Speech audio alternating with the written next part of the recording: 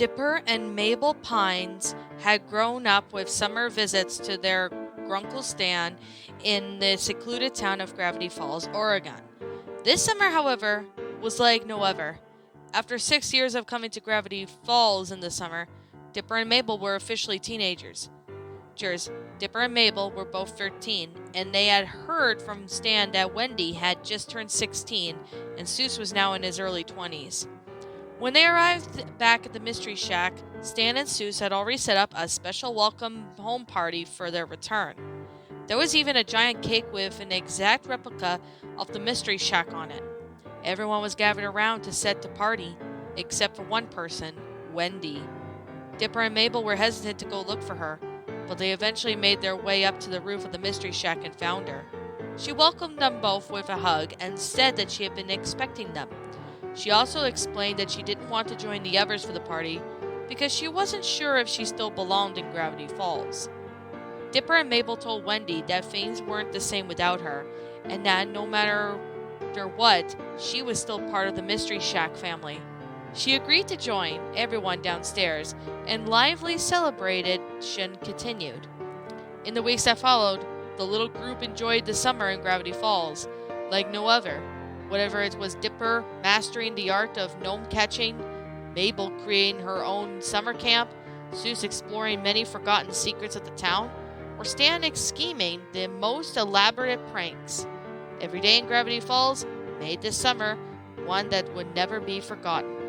At the end of the summer, Dipper and Mabel had to go back to their home, but they did so with the knowledge that was now in Wendy's time to take charge of the Mystery Shack.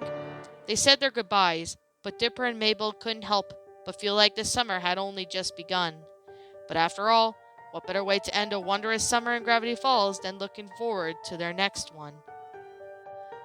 It was a hot summer day in the quaint tourist town of Gravity Falls in Oregon, and Dipper, Mabel, Seuss, and Wendy had decided to beat the heat by going fishing at the lake.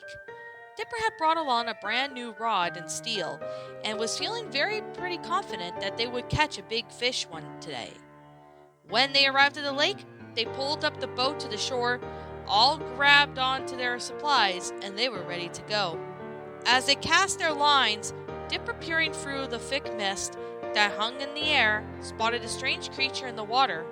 He was mesmerized by what he saw and ran to get a closer look.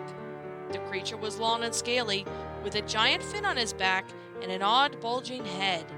Dipper had actually heard about the legend of the Loch Ness Monster, but he never expected to actually see one in the flesh right in front of him. The other kids had seen it too, and immediately started talking excitedly, trying to figure out what it was. After a few minutes of discussion, they all agreed that it must be the Loch Ness Monster. Dipper was excited to discover this hidden mystery and quickly started researching it on his laptop. He soon found out that the Loch Ness Monster was thought to be a dinosaur-like creature that had been living in the depths of the lake for centuries.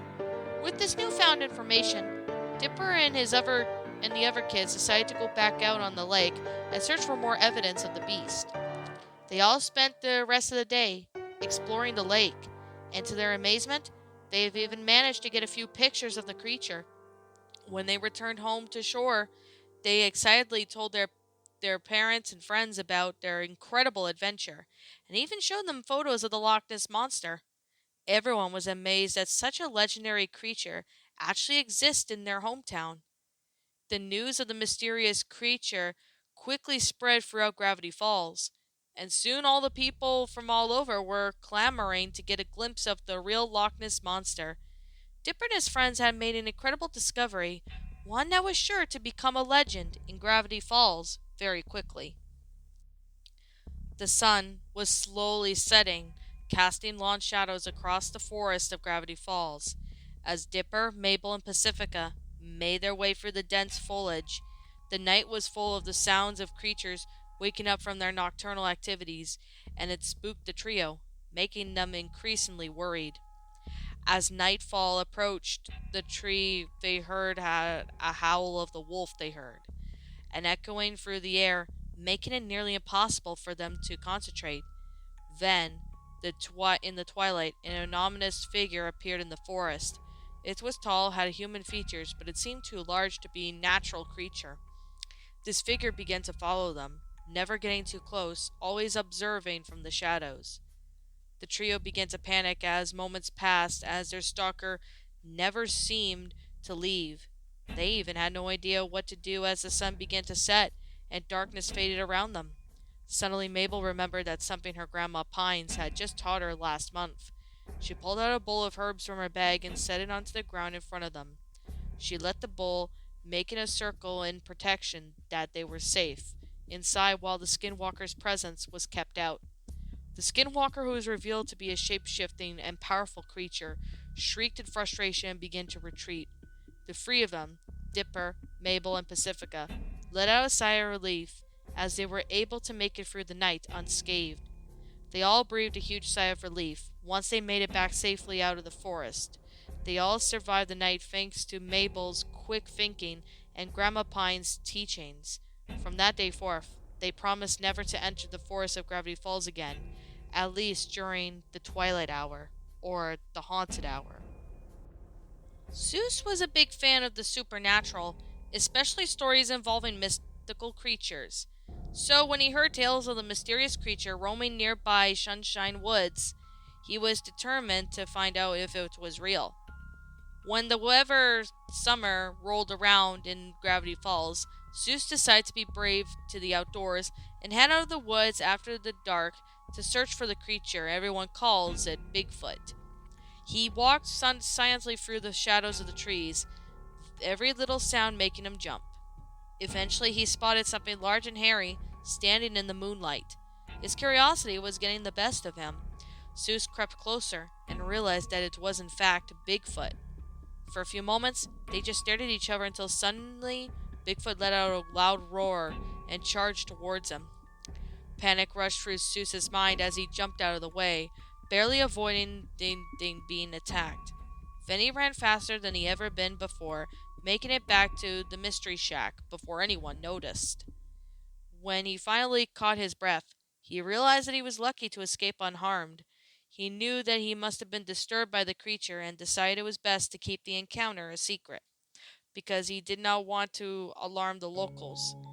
But since then, Seuss has stayed away from Sunshine Woods in Gravity Falls and has never seen Bigfoot again. But when the full moon rises, he'll still listen carefully for the mysterious sounds coming from the woods, just in case if she could encounter Bigfoot again. Dipper and Wendy had always a close relationship they had while growing up. But since Wendy had turned 16 and when Dipper was 16 and Wendy, who had just turned 19, had really grown apart. Wendy was only without her mom, now that she was gone. She had grown more sullen and detached from the rest of the world.